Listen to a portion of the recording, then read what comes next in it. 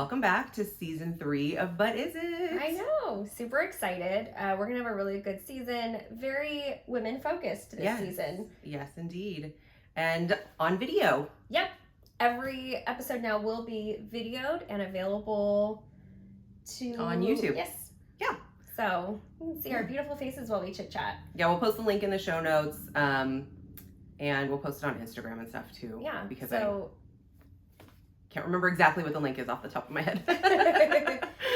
So we will changing up that format and also changing up the format of the show in general. Just a little. Just a little bit. We were feeling really boxed in with like having to say like, but is it every single time? Because our answers were really foregone conclusions for the most part because of the material that we're picking or what, you know, whatever the conversation led to, and our questions were starting to feel really formulaic and really like, you know, obvious. Yeah. So we're changing it up a little bit. We're having more thoughts, more opinions, more questions, not just, but is it something? So really looking forward to the new format. Let us know what you think, if you like it, if you have other questions, other thoughts, other opinions, because we want to share those too. And I think we're kicking off with a good one. Just about a year after its original release. We're recording this almost exactly a year, and we're releasing it like a year and a month. For those watching, I feel like you probably can guess what it is just based on what we're wearing. But this is like one that we have been requested like every single time we talk about the podcast. Somebody's like, oh, did you do Barbie? Are you doing Barbie? So we're doing Barbie. Yeah. Kicking off season 3 with one that we've been really wanting to do, you know, since last year, really. Well, and we talked about doing it in season 1, but we were just going to get drowned out with all of the other conversation around Barbie. And we really wanted time to like process and think about it. And, you know, so we decided like, oh, let's look at it like a year later. Yeah. Which we're going to do today. There were some times when I felt like we missed the hype and the moment of Barbie. But at the same time, I feel like my thoughts would have been different a year ago versus now. Yeah. Especially post Oscars, post, you know, everything. Yeah. It feels like I have a little more formulated thoughts. Yeah. On everything. So. Yes. So, Barbie was released in July of 2023. It was produced by Heyday Films, Lucky Chap Entertainment, NB/GG Pictures, and Mattel Films. It was distributed by Warner Brothers, and it was directed by Greta Gerwig. It was written by Greta Gerwig and Noah Baumbach, and it was produced by David Heyman, Margot Robbie, Tom Ackerley, and Robbie Brenner. It stars Margot Robbie, Ryan Gosling, America Ferrera, Kate McKinnon. I almost said Kate Middleton. Sorry. Kate McKinnon, Issa Rae, Rhea Perlman, and Will Ferrell. And several others. And many, many others. Like everyone from Sex Education, which we just talked about last season. Right? Like literally everyone. It was like 3. Yeah. Yeah. And also Nicola Coughlan. Right. I love her. So the summary is, thanks to Barbie, all problems of feminism and equal rights have been solved. At least that's what Barbie believes. Every day, Barbie lives her best life in Barbie Land, where women hold all positions of power and Kens only matter when Barbie pays attention to them. Until her heels hit the floor and she begins to have irrepressible thoughts of death. I just... Flat feet!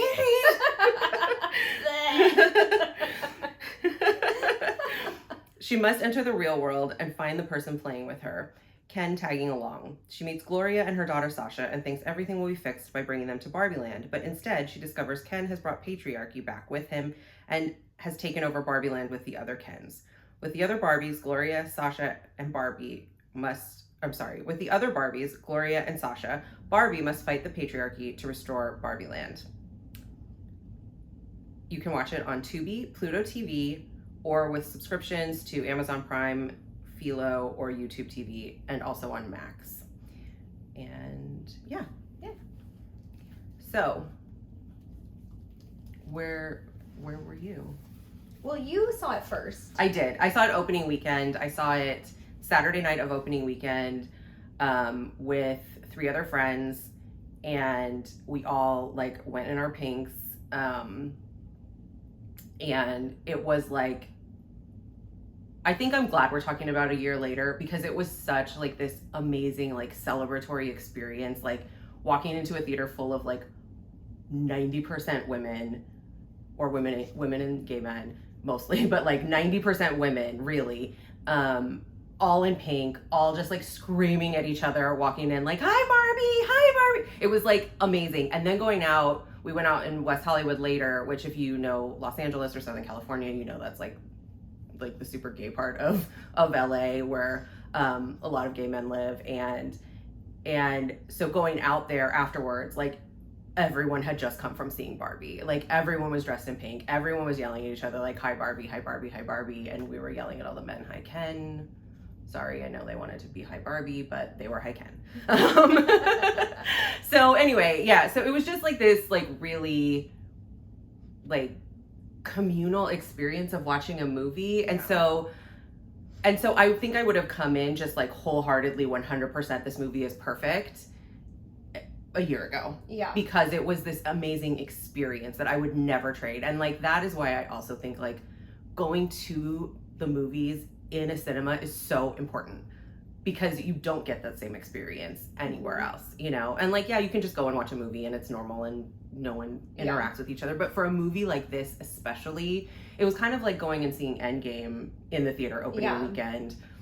Well, with the same friends. We talked about that when we talked about Wonder Woman at the end of last season, of like the feeling of like going to like midnight showings and like experiencing these really big movies for the first time together with other people who are also fans, and the gasps and the crying, it all kind of happens together. It was like such a cultural moment, you know? And I know a lot of people did Barbenheimer, so if you don't remember, which I think you do, Barbie was released on the same day as Oppenheimer, and a lot of people were doing a double feature, and even like some of the cast of both movies, but especially like Cillian Murphy's comment about it, you know, was because everybody was getting asked like, oh, are you gonna do Barbenheimer? Are you gonna do? And he was like, yeah, why not? Like, what a great day for movies to go to the cinema and see two incredible movies. Yeah. And I think that that's like really special. Yeah. You know. And so anyway. And what a cool like sort of opposing films. Like you've got like the pink and the bright of Barbie, and then the black dark of Oppenheimer. Of nuclear war. Right.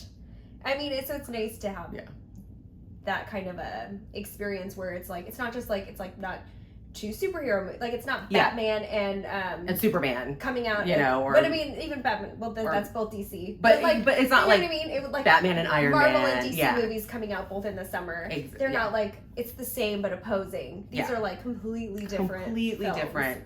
So, about like saying completely different things. Yes. Yeah. That being said, I still haven't seen Oppenheimer. Neither have I. Sorry, Christopher Nolan.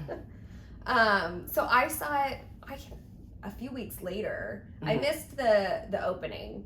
I just couldn't make it work. And so I ended up going with my daughter and her best friend and her mom. So it was the four of us. So it was nice to see it. It was a little quieter. You know, you went to one of those like nice VIP theaters with like the reclining seats, and they bring the food to you, and like that's always nice. But it was quieter. It was more subdued. There wasn't people dressed in pink. It was all the people like me that were either seeing it for like the second, third, fourth time, or they were people like me who was like finally getting around to seeing it. So it was nice. So, you know, my daughter at the time was 8 and her friend was 9. And so seeing it with young girls was kind of a completely different experience, because they don't have the same like history and background and knowledge of like everything that's come before as far as feminism. Or the same shackles. Exactly. Of like what we're still doing. And so, you know, they still experience it, they still see it, but not to the same level as like older women have seen and experienced and know, you know? So Ginny didn't cry like the whole time. No. But I mean, her friend in particular got very upset at several parts. She actually got really upset when they were destroying the dolls at the beginning, because she's like, well, you know, some girls really like baby dolls and that's okay. Like they should be able to play with baby dolls. It is. And I'm like, fair point. That's not the point the movie's making, but yeah, that's 100%. Fair. You know what I mean? Like, exactly. But I mean, I'm not saying that to you. I'm just saying that to like... Definitely.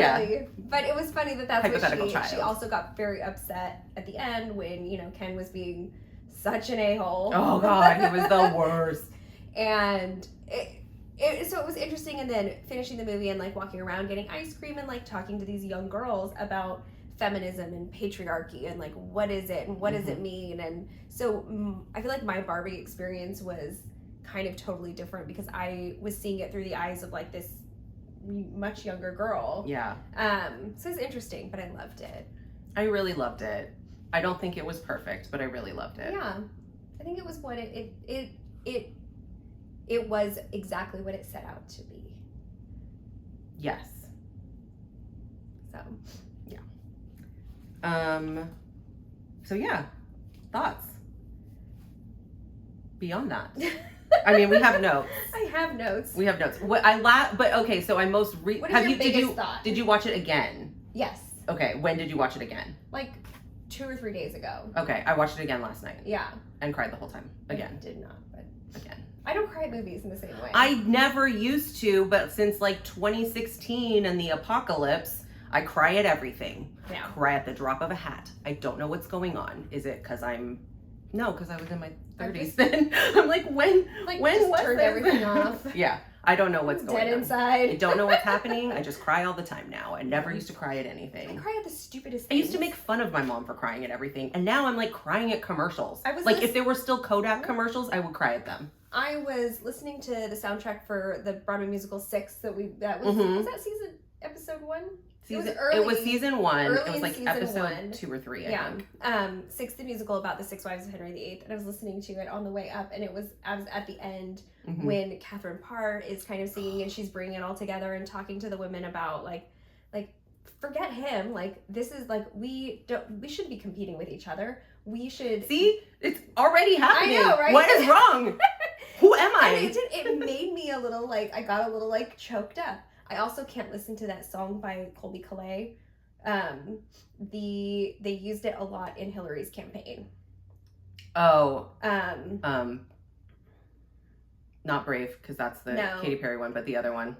God, I wish I could think of like a spark. Yeah, like anyway, a small boat. Yeah. A small boat on an ocean. Yeah. I wish I could think of the name of the song. Anyway, it's like totally escaping me. I can't listen to the whole song without crying. Mm-hmm. So it's weird, odd things. Yeah. But oh. Anyways, yeah. Hillary. Moment of silence for what could have been. I know. Whatever other universe us is, I hope you're enjoying yourselves. I know. God, I wish I could visit that universe. That would be fantastic. So much better than this one, man. Think about what the Supreme Court would be. I can't even. I know. We can't too even far. go there. Too far. It'd be Barbie's Supreme Court. Not quite, but almost. But closer. Oh, and then so I watched it again last night. So my thoughts are very, very fresh. I was like but I don't have very many notes as usual. Like, who do you think I am? I have a book.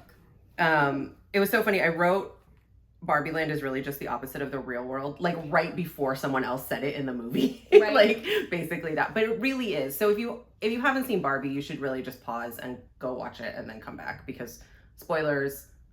Yeah. We're gonna make a lot of references that we can't really we can't delve into all of them. Right. No. But Barbie Land is like Barbie Dream House, Barbie Dream Car, Malibu Barbie. Yeah. Barbie President. Barbie Supreme Court. Everyone's Barbie except Midge, Skipper. Right. Midge and Skipper, and everyone's Ken except for Alan. Mm-hmm. Side note, I do remember Earring Magic Ken. I don't. Oh my gosh. It was like you would have been maybe just too young. Excuse the video because I need a drink. Okay. Well, we're probably not going to cut, but... That's what I mean. Excuse you, video. Sorry. But I remember that one. And so there's some discontinued Barbies that pop up in the end, or discontinued Kens that pop up in the end. And one of them is like Earring Magic Ken. And I just remember, this is, like I said, this is so off topic, but I mean, it's not really off topic, but it's a sidebar. So there was all this controversy because he had his ear pierced, and that was back in like this time where like if men had their left ear pierced or their right ear, whichever ear, like it meant they were gay. Yeah. And Ken had that earring, and so it was like, oh my god, this is the gay Ken, and like it was like this whole thing because it was like late 80s, early 90s. Yeah. I don't remember exactly when. So the world was not where we are yet, and we're still got a long way to go. But so I just remember all the controversy, and like I remember that Ken. I remember that Ken. Yeah. But yeah, Barbie is really just it's the opposite, right, of where we live now. It's a matriarchy, and I think that that's the interesting point of it is like what would happen if we were still not equal, but women were in charge? Yeah. Well, and, so I had a lot of notes about this. So kind of going to the end of the film, so Ken brings patriarchy and ruins everything, and basically goes so over the top that like now all of the Barbies are suddenly subservient. The Kens take over all of the houses, and they're, you know, putting women like in their place and right? Yeah. And it felt to me that the worst part was that Ken's takeover is how so many men view feminism. That it's like, it was almost like a parody of feminism. I think that's the whole film, right? Yeah. Is, you know, in a matriarchy like Barbie Land, it's also bad, right? Because the men aren't seen. But like the flip of it is like Ken only exists for Barbie. It's Barbie has a great day every day is the quote. Barbie has a great day every day. Ken only has a great day if Barbie looks at him. And I think that that's how like patriarchy is, but backwards, and that's how like men want us to be. Like we only exist in their gaze. Yeah. Or for their gaze. Yeah. You know? And yeah, it turns every like thing that every part of like I think our masculine feminine world like inverted. Yeah. You know? And it's amazing that still like so many people didn't get it. Like men didn't get it. Right. Then again, they thought it was us trying to push them down or trying to emasculate them. Yeah. Or trying to like, again, flip the roles and make it. But at the end of the movie, you know, they really like, even like Barbie, President Barbie, like they all said like, we need to fix things, but it can't really go back to what it was. No. It has to be something new because now we see that like maybe we were too much, you know? They weren't ready to put somebody on the Supreme Court quite then, but not yet. Baby steps. Ken's got to earn it. I'm kidding. Fair. I'm kidding. No, because women do not have to earn a place on the Supreme Court in the real world. Because they like we belong. Well, we belong there. Yeah. We belonged there from the beginning. Yes. And we belong there now. Yes. What did I say? There was a scene where Will Ferrell, who plays the CEO of Mattel in the real world, he mentioned like, oh yeah, we had a woman, because it's like a room of men controlling Barbie. Well, because Barbie, so backing it up just a little bit, not to interrupt you, but backing it up just a little bit, like Barbie, because Barbie thinks that like Barbie has solved everything, so Barbie goes into the real world. So cut back even further, Barbie starts thinking about death. Yeah. And so it's because, you know, somebody whoever's playing with her is also thinking about death. Yeah. And so she has to go to the real world to fix her flat feet, among other things. Yeah. And there's a rift. And she goes to the real world and she's so excited about seeing all these women in power. Like she goes to a construction site. She's like, what a great place to see some like female power, like see some strong women. And it's all dudes like catcalling her basically. And she's like, what is going on? And she has this like existential crisis that gets you to the Will Ferrell. Yeah. So she ends up at Mattel. Yeah. And she's in this room. She's like, oh, can I talk to, you know, the woman in charge? Yeah. Oh, well, that's Will Ferrell. It's me. I'm the CEO. What about your CFO? Oh, that's me. Another dude. Yeah. What about your CFO? Everyone's like, are there any women that work here? Well, we had a CEO in the 90s. Yeah. And I'm like, that's it. That's why RBG said when there are 9. Yeah. That's why. Yeah. So if you don't know that reference, Ruth Bader Ginsburg, R.I.P., whose death we found out about right before we went to see Wakanda, or I mean Black Panther at the... Yes. Yeah. At the... No. Yeah, we went and saw it at a drive-in theater. We went and saw something at a drive-in theater, and then the next time we went... we didn't go see Black Panther. We went to the drive-in, and Ruth Bader Ginsburg had passed away. Yes. And we went to the drive-in again, and Chadwick Boseman died. Yes. So the next time we went to the drive-in, we're like... Your husband was like, if somebody dies this time, you can never go to the drive-in again. Oh, man. But, yeah. Ruth Bader Ginsburg, somebody was like, oh, you know, what will be enough for you, like, when the Supreme Court is, like, half women and half men? And she was like, no, when there's 9 women. And someone was like, really? And she was like, well, yeah, it's been 9 men for so long. Why would 9 women matter? Why is 9 women wrong? Yeah. You know? Fair point. Yeah. So... Yeah. So, I mean, Not that women won't fuck it up any less, Amy Coney Barrett. Right?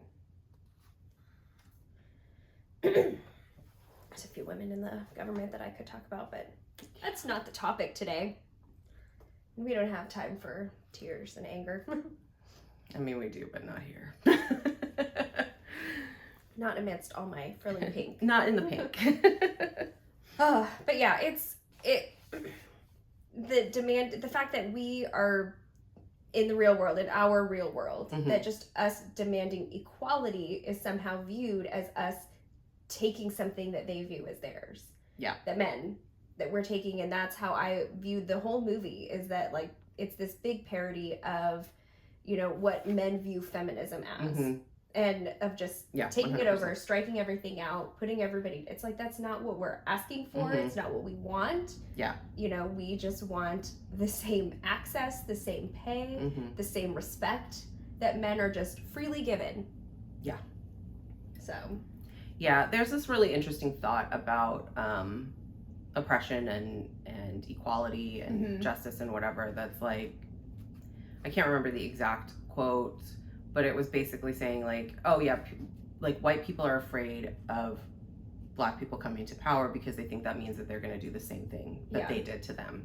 Well, and that when you're accustomed to privilege, equality feels like oppression. Yeah, but it's not. No.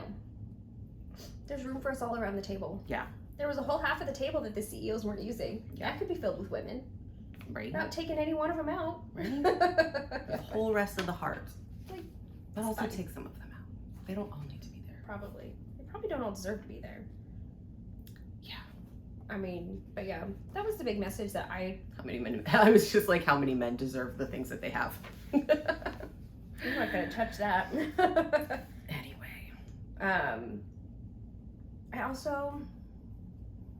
I want to talk about the Oscars. I do, but I still want to talk about the movie before we get into that. So I thought, my note is Ryan Gosling's facial expressions are they were so good. He was so good in this. But I love, there's the whole flat feet thing, and I love when she was like, I would never wear heels if my feet were shaped this way. And I was like, girl, right? I know. But there was a point when she comes to the real world and she thinks she can see, she has this moment where she can connect with with the girl who's playing with her. And she has these visions. And so she thinks it's Sasha. And she goes and she finds her at lunch, and Sasha's in high school now. And she finds her at like lunch outside with her friends. And she comes up and she's like, I'm like, Barbie. I'm your idol. Like I'm your dream come true. Like I'm Barbie. And Sasha just goes on this rant about how Barbie is terrible. She's ruined the world. She sets unattainable standards. She's like a tool of capitalism and the patriarchy. And Barbie's just like, what? Like, no, I fixed all that. Yeah. And I thought it was really interesting that in this movie, and I think it's intentional, but in this movie that's supposed to be about like women and empowerment, and like Barbie is like coming from this world of like female empowerment, that then you come to the real world, and because of the patriarchy, other females are so mean to you, and we just exist to like tear each other down and hurt each other. And it's kind of like what they do with the Kens, later. Like they just to get power back, they turn the Kens on each other, and it's like, what do we think men do? They keep the power by turning us on each other. Yeah. I hate everything. Yeah. I do love that the Sasha and her friends the imagery of that were meant to look just like Bratz dolls. And I thought that was a really nice detail. That is like, if you haven't really seen funny. it, go and look up like, Barbie girls, and Bratz, like I don't know, Google whatever it is, it'll pop that up. But like you can see like the 4 dolls that they're based off of, and it's like perfect. Yeah. And it's too perfect to not have been intentional. I'm sure it was. Like it had to have been. A little Easter egg. But it's like one of my favorites. I thought that was really clever. Yeah. Okay. We can talk about the Oscars because my next point I want to come back to. Okay. Well, and part of it I wanted to bring it up then because it talking about Ryan and his acting, he was so perfect in that role. He was so good. He acted the shit out of that role. And I think because like he gets it. Yeah. He didn't take it too seriously. He really he just delved in. Yeah. And so the point I think a lot of women try to make, and it got lost as like everyone was like, oh well, you know, you just want the women to win and da da da da. It's like the point wasn't that Ryan didn't deserve the nomination, because I really do think he did. He was so good. He totally did. But that Margot and Greta, they made that film. Mm-hmm. But the only one who got the accolade was him. And that's the thing. It wasn't that he wasn't deserving. It's that they were too. And I also don't want to discount America Ferrera's nomination and it was fantastic. In any way, because she deserved the nomination as well. Her it monologue. was a little Judi Dench as Queen of in Shakespeare in Love, whatever she got nominated for when she had like 14 minutes of screen time. Mm-hmm. It was a little akin to that to me. Like, she got nominated because of that monologue. Yeah. I mean, she's fantastic and she's amazing and she was great through the whole thing, but you know, the monologue was it. And I also, you know, there was a lot of conversation around the complete like uproar over Greta and Margot not being nominated. And there was a lot of conversation about like, but Lily Gladstone is nominated. Celine Song is nominated. Like, all these women of color are nominated, and like, why aren't we talking about that? Why are we just like outraged that these white women weren't nominated for something? And I think that's a lot of like the way that the patriarchy protects white women too. Yeah. You know, is this idea that white women somehow have to be protected. Yes. You know. I saw it as like, I didn't disagree with the outrage. Well, don't get me wrong. I think, and you and I have had conversations like this, that we can hold both of those thoughts together. Yes. That think more than one thing at a time. Thrilled for them, and like, it didn't get outcry because what would we be outcry? Like, yay, we celebrated it. It was celebrated. It was exciting. But I get that the tone was more, and it wasn't even that they weren't nominated. Mm-hmm. It's that what earned him the nomination over them. Yeah. When they literally, she wrote it, Margot produced it. I also have an issue with like 10 Best Picture nominations, but only 5 Best Director. Because how can you have the Best Picture if you're not also the Best Director? Yeah. You know what I mean?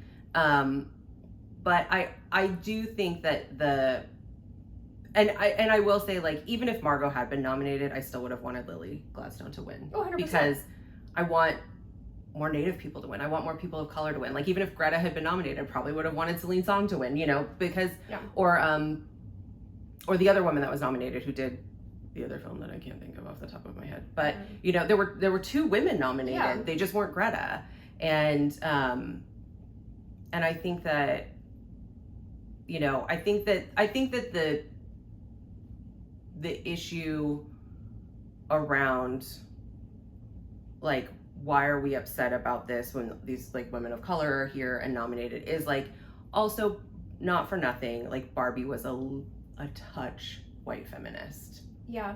Like, they tried to make the Barbies diverse, but Barbie is not inherently diverse. No. She is more so now today, but as a history. Yeah. But I think in terms of themes, it is a little bit, because it really only touches on men versus women. Yeah. It does not touch on queer issues of race, issues of ability. You know, like, yes, there's a Barbie in a wheelchair, but like, it was not particularly intersectional. It was not particularly intersectional. Yeah. And so I think that that's also part of like all of the problem with the outcry is that like, you're upset about these white women not getting nominated for this like kind of white feminist movie. Yeah. I don't disagree, but I also was very upset. Right. You know, like, because we can hold 2 thoughts in our heads. Exactly. You know what I mean? We're more than one thing. Barbies even said it. Oh, yeah. See. I love this quote. Sorry, skipping ahead. I have no difficulty holding both logic and feeling at the same time, and it does not diminish my power. It expands them. That was Lawyer Barbie.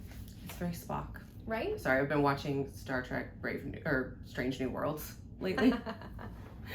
Anyway. I mean, that's the thing. It's like, can we have both conversations? Yeah, and I think we should be able to. Mm-hmm. And I think that's some of the problem with like social media, and I bash on social media all the time, but here it comes again. Like, I think that's the problem with social media, is there's no room for nuance, there's no room for a layered conversation, there's no room to have more than one thing. It's just for or against, good, bad, yes, no, black, white, like, not people, but like, you know. And that if you post about one issue, that means you don't care about another issue. Yeah.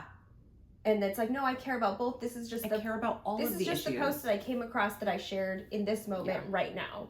2 days from now, there's going to be a post about an entirely different issue that I also feel passionate about. Yeah. But I'm not a big social media person. I don't post after post, and, I'm not great about doing that. I'm not great about engaging in everything that I come across. I take in a lot of social media. I view a lot of social media, but I don't necessarily share it out. Probably part of that is I just don't have a large platform.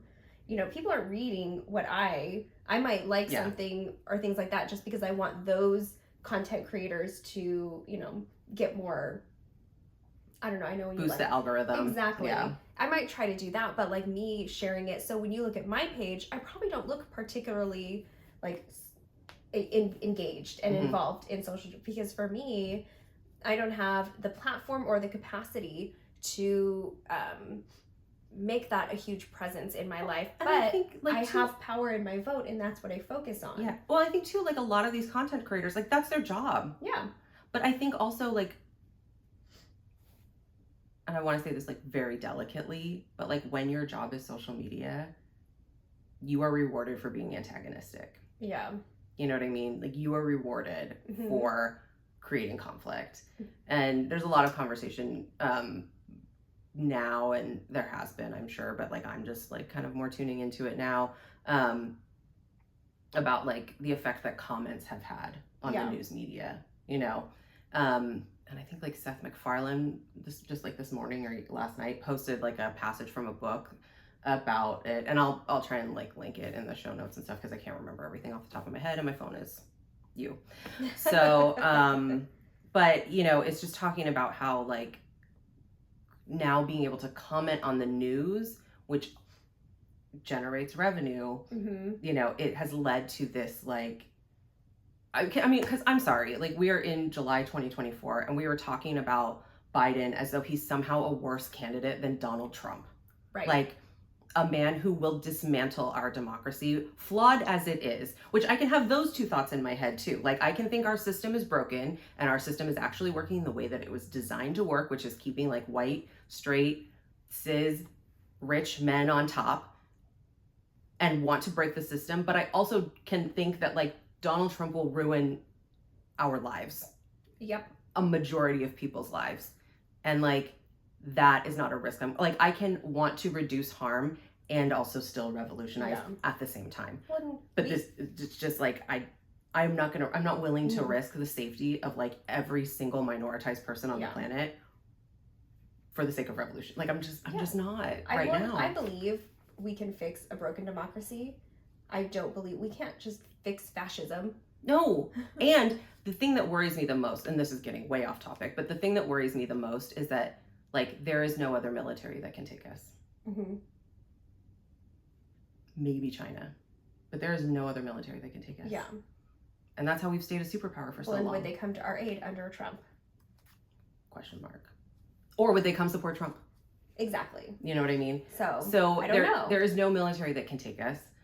And so it's like the UK can't come and like save America. Canada can't come and save America. Yeah. You know what I mean? Like Mexico can't come and save America. Like nobody can come and save us the way that we like saved Germany. Right. From Nazism. You know what I mean? Like there's no, I mean, that's a very, very like distilled, like nutshell version of history, but that's the way that we want to sell it, is like that this is what happened. Like America came in and saved the day, but the Allies at least. The Allies, and like, because we took forever to get in the war, but like, but there's no one I don't think there's anyone who can come and do that. And I don't think that the rest of the world is going to unite together. There's anyone who wants to. I was just going to say, that's what I was going to say. I don't think the rest of the world is going to come together and do that for us, who they view as pretty freaking stupid. Right.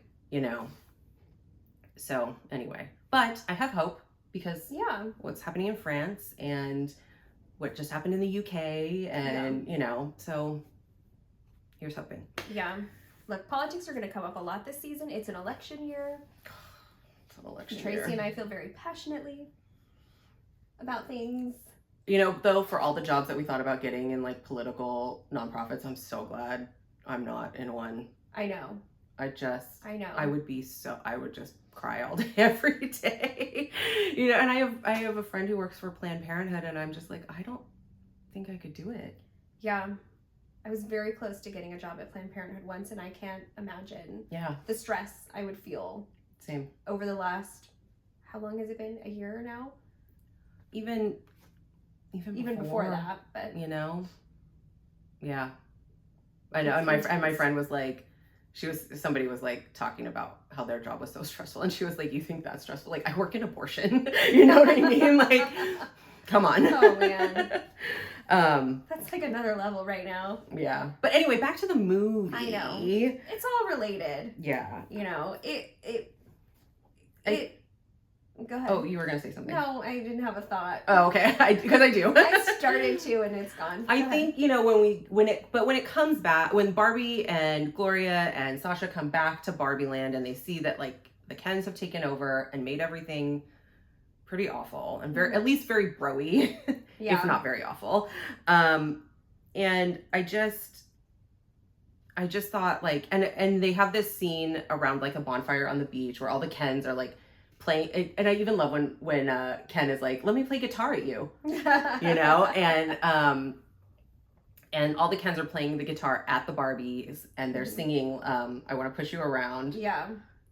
I forget who it's actually by. Is it Bare Naked Ladies? No. Semisonic? No.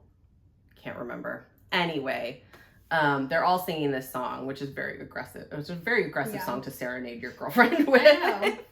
But, you know, and then so all the Barbies are like, the point of the whole escapade was like they deprogrammed all these Barbies who had been brainwashed by the Kens, and now they had to like, the Kens were about to like vote to destroy like the Barbie Constitution and change like Barbie Land forever and make it like really a patriarchy and basically like the real world.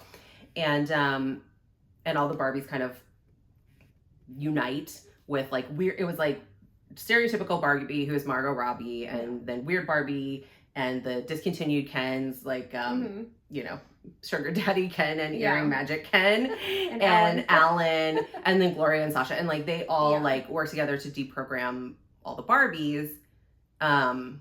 Oh, and there's like TV Barbie with the TV on her back. And she's like, nobody wants a TV on their back. Who wants that? But so there's all, you know, they deprogram all the Barbies, and then the Barbies' plot is to like turn the Kens on each other so that they can't go and change the Constitution, and then the Barbies get back together and like go and like ratify their Constitution back again, but different. And but there's this scene where all the Kens are playing guitar at the Barbies, and the Barbies all like switch and start talking to other Kens to make their Kens jealous. It's very confusing when everyone's named Barbie and Ken. But throughout the whole, watching it's not doesn't confusing. Make sense to us. But we forgot, and Simu Liu is one of the Kens, and so he and Ryan Gosling's Ken have been like kind of competitive over stereotypical Barbie like the whole movie. So that's kind of what they even call him like in the credits and stuff. He's like Rival Ken. Rival Ken. I love it. So anyway, it just they start turning on each other and they get mad at the women, you know. But I wrote this down, and it was, men are so mad at women.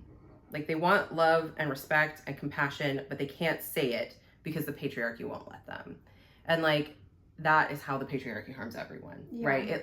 It as much as women are harmed by the patriarchy, men are harmed as well. And Liz Plank, who is Feministabulous on Instagram, but she does a lot of like research around feminism, and she has all this data to back it up. But she guests on this podcast. I don't know if she's regularly on the podcast or she's just a guest, but there's a podcast called We Are Man Enough, and it's hosted by Justin somebody from that TV show with what's her face about the girl who got pregnant without having sex or something. Jane the Virgin? Yeah. I think he was on Justin Baldoni. I think he was on Jane the Virgin. He was on some TV show. He was on some TV show. Sorry. Anyway, but there's this podcast called We Are Man Enough, and they all talk just about how like it's basically like a deprogramming of men, of just to say like, you know, we can be soft, we can be all these things. And she has this great hashtag on her Instagram, like for the love of men, and it's just really about how like this is how the patriarchy harms you too, men. Like we're not the only ones. Boxes them. It puts you in this box where you can only be angry or happy. Like you cannot be sad. You can only be masculine or lonely, never feminine. Or lonely, and it makes men lonely, right? Because it also, the podcast and Liz and all these other things are talking about how like men don't have friendships the way that women have friendships, and they're missing this part in their whole lives because they can't connect. They can't be vulnerable with each other. They can't talk about things. They can't, be this complete people because the patriarchy says they can't be, and because we all buy into it, and so then and we're harming each other left and right, basically. Yeah. Mostly it's men harming men and women, but Well, I think that's why feminism isn't enough. It has to be intersectional. Yes. Because we have to serve all women. Yes. And all types of women and all types of femininity. And all people. People. And I think that's something that patriarchy is missing. Yeah. That intersectional piece that means that we can all be more than one thing. Yeah. That it doesn't look the same for every person. It doesn't feel the same for every person. Not everybody. And this is why I get so upset, and we've talked about it several times, at these anti-feminists, of these women who are like, I'm not a feminist because I like to wear dresses. And I'm not a feminist because I know how to cook. Oh my God, and it's like, that's... Those TikToks make me bananas. Insane. Yeah. Bananas. And so it's this whole idea that's like, no, that's not real, true feminism. Feminism is having the choice to be who you want to be, how you want to be it, and what that looks like for you, and what's important to you, and your values and your family, and whatever that might look like. And I feel like that's just always something that the men movement has missed. Yeah. So yeah, get it together. Seriously, we can't do all the work. Yeah. But yeah, I mean, overall, like I even with the few issues that there are, right? Yeah. Like I really love this movie. Yes. It's going to be one of my favorite movies for a long time. Yeah. It's going to be one that I can't watch very often because I just cry the whole time. It's one that I don't know, I feel like I have so many, this is going to sound so weird. It's one of those movies that I feel like I only have so many views in my lifetime, and I want to protect them because I feel like if I watch it too much, I'll see too much. Yep. And I won't like it as much, and I want to keep loving it. So I'm only going to watch it sparingly. Yeah. Every few years.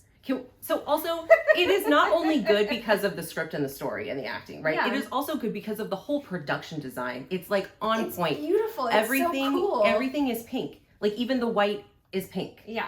Even her blonde hair is pink. Yeah. Like there's pink in everything. And I think that it's like this movie was crafted down to the very detail. Yeah.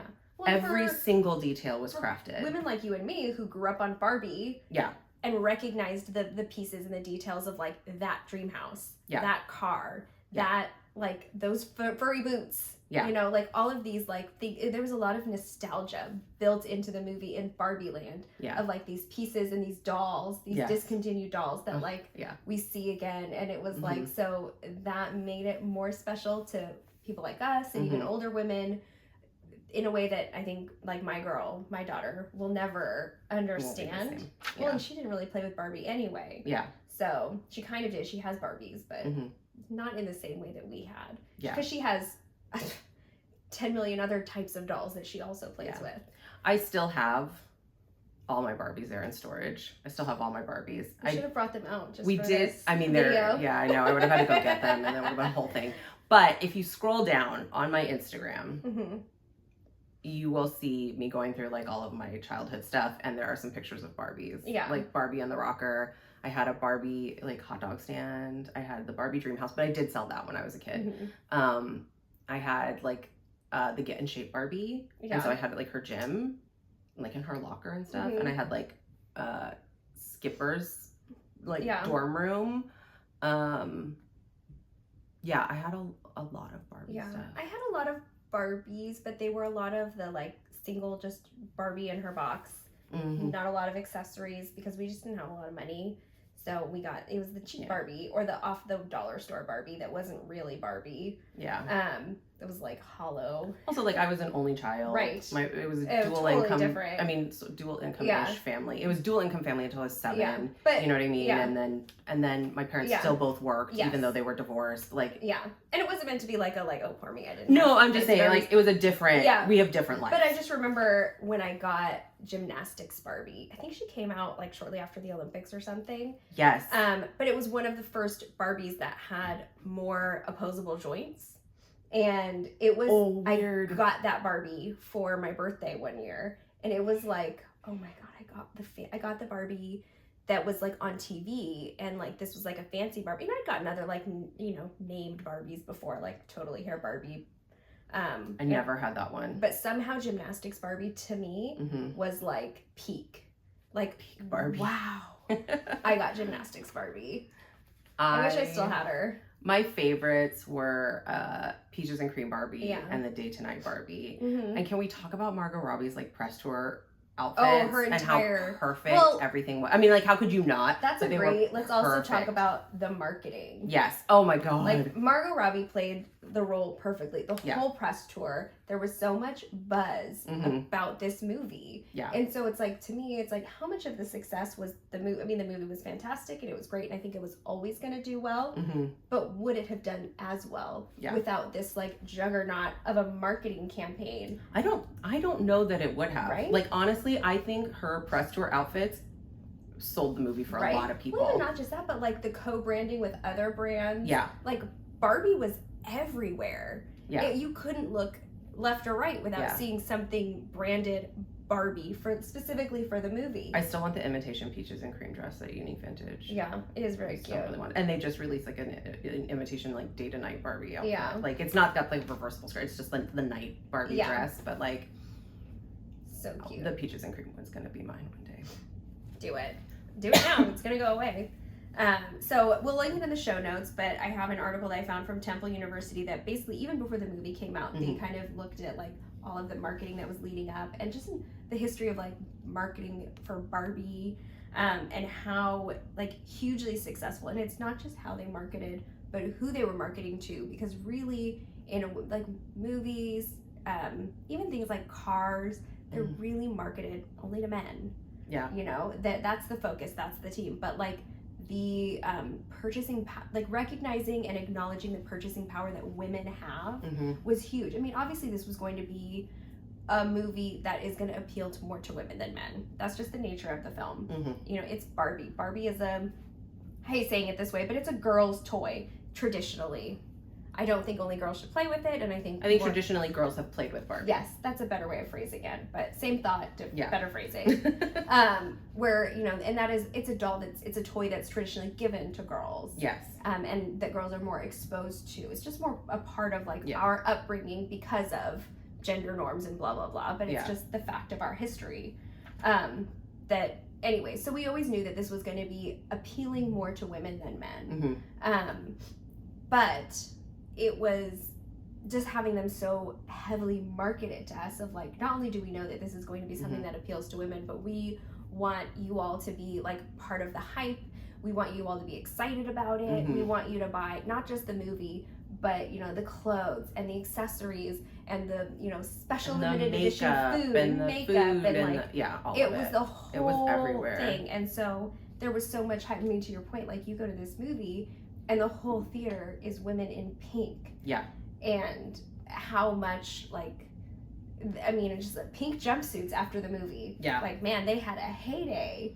It was hard to actually find one. Yeah. You know what I mean? That I wanted to wear, There's like, they had like the costumey ones and stuff. Sure. And I was President Barbie for Halloween last year, but Love it. my stash is somewhere. It's in like over there is my costume / fancy dress closet. Yeah. But yeah, so yeah, the marketing around Barbie was incredible, and I do not know that it would have been as successful. And I will say though, Margot Robbie's press tour wardrobe really carried that movie on its back. Right. It's so well done. It was. So in my thoughts, I formulated like my own like question, because of course I do like the question. Yeah. That, you know, it was a film. It was released with a marketing plan that we've really not experienced. But is it still feminist, or was it just? Did it just good branding tell us that it was feminist really well? It's still, I think it's like feminist, and it took advantage of the capitalist patriarchy a lot. Sure. You know, it's so interesting, not to like veer off of your question right away. No. But it was just a thought. It wasn't a guideline. Well, no, it's so interesting though, because like it could have been a totally different movie, because like the original script and cast and whatever, like Amy Schumer was going to play Barbie. You know what I mean? So I wonder what movie it would have been then. Yeah. You know, would it have been this movie? Yeah. And I do think it was still feminist, but, well, and I think that, I mean, yes, capitalism is built on the patriarchy, but I feel like there was something inherently feminist about the marketing because it gave the purchasing power to women.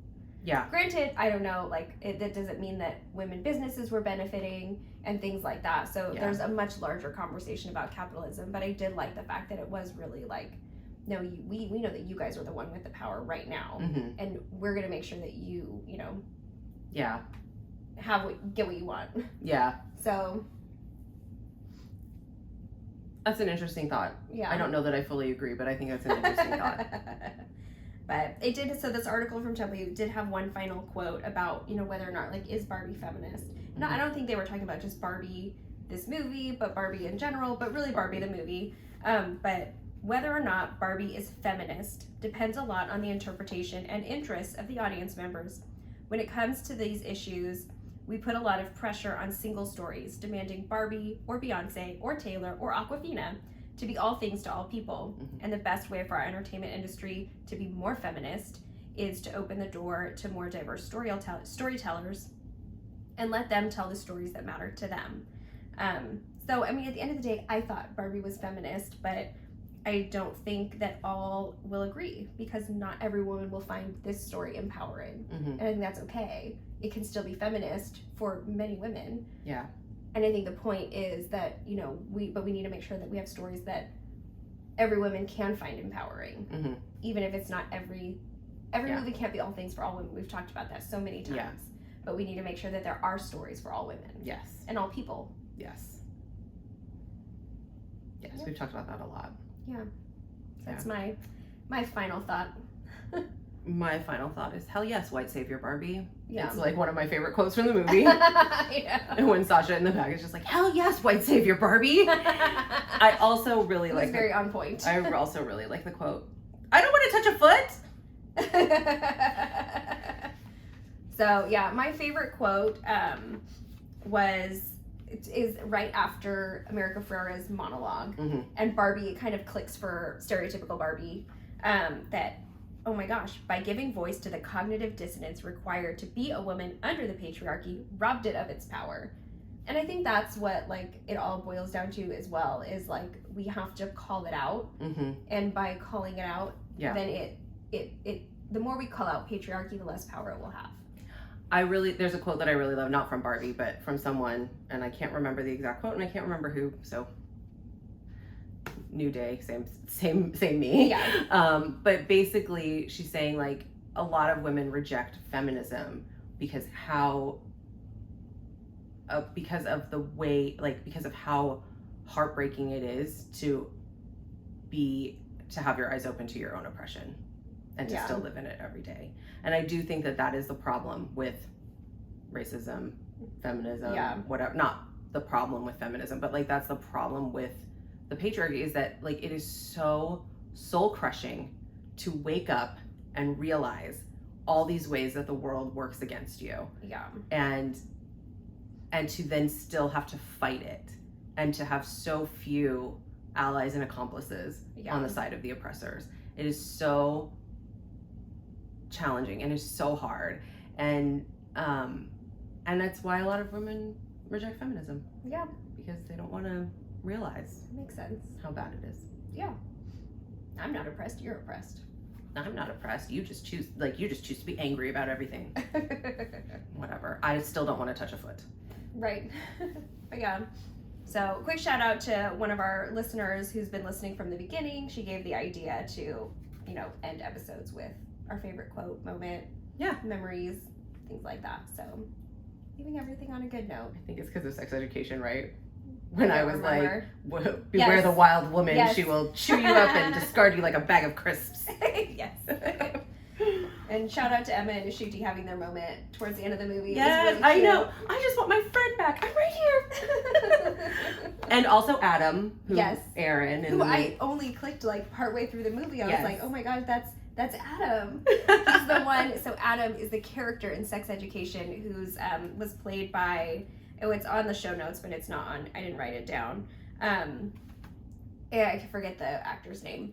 But anyway. He is some Mattel employee that has to go up to the CEO, Will Ferrell, and tell him. I love his quote. Okay, we'll end on that one. Okay. So keep going. No, you tell the story about Adam. That was the end. He's the one that has to come in and tell the CEO of Mattel that the Barbie is loose. Yes, there's a Barbie loose. And he has actually probably the best quote in the movie. Yeah. I'm a man with no power. Does that make me a woman?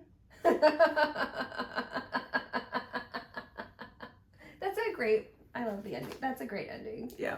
So we'll see you next time. Thanks for joining us. And don't forget to always have thoughts and opinions and questions. Yeah. And we'll see you in the next one. Bye. Bye. But Is It Podcast is produced by Traci Mueller and Beth Hofeldt. The artwork is by Anna Apperson. And music by Devin Wall.